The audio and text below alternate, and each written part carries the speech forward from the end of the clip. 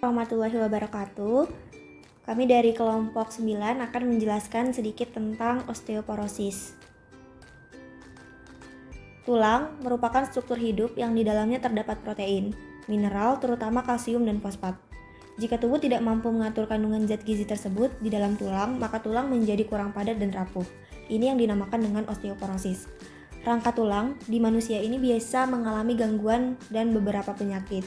Berikut ini merupakan salah satu gangguan dan kelainan pada sistem rangka manusia, yaitu osteoporosis. Osteoporosis berasal dari kata osteo dan porous.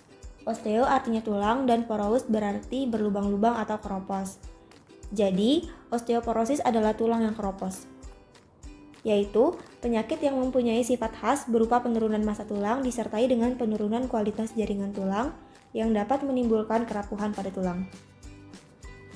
Penyakit osteoporosis sering disebut sebagai silent disease karena proses kepadatan tulang berkurang secara perlahan, terutama pada penderita osteoporosis senilis, dan berlangsung secara progresif selama bertahun-tahun tanpa kita sadari dan tanpa disertai dengan adanya gejala. Berikut adalah gambar, jadi bisa dilihat perbedaan antara tulang yang sehat dengan tulang yang terkena osteoporosis. Perubahan struktur tulang pada penderita osteoporosis. Struktur tulang penderita osteoporosis menjadi rapuh.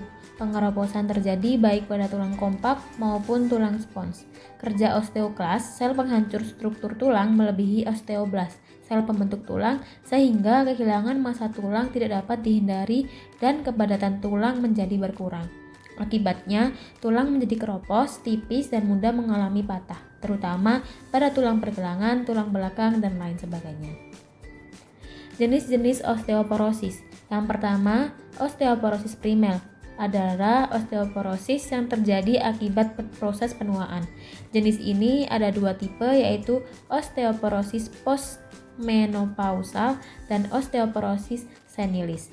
Yang kedua, osteoporosis sekunder terjadi karena adanya penyakit tertentu yang dapat mempengaruhi kepadatan massa tulang dan gaya hidup yang tidak sehat.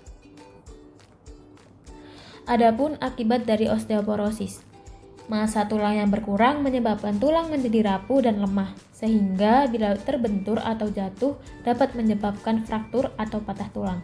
Patah tulang yang terjadi pada penderita osteoporosis.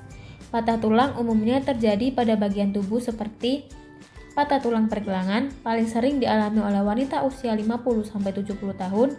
Penanganannya yang bisa dilakukan dengan cara penyambungan atau pembalutan dengan gips agar tidak terjadi pergeseran tulang. Patah tulang belakang atau punggung, patah tulang pinggul, umumnya berumur lanjut 60 tahun ke atas. Penanganannya dilakukan penyambungan dengan menggunakan logam maupun dengan penggunaan sendi tiruan.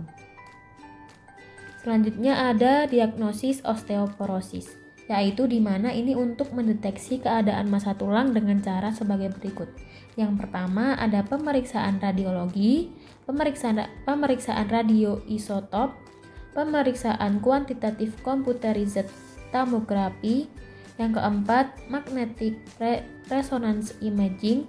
Yang kelima kuantitatif ultrasound. Yang keenam dexitometer. Yang ketujuh tes darah dan urin. Selanjutnya ada pengobatan osteoporosis. Pengobatan osteoporosis yang telah lama digunakan yaitu terapi.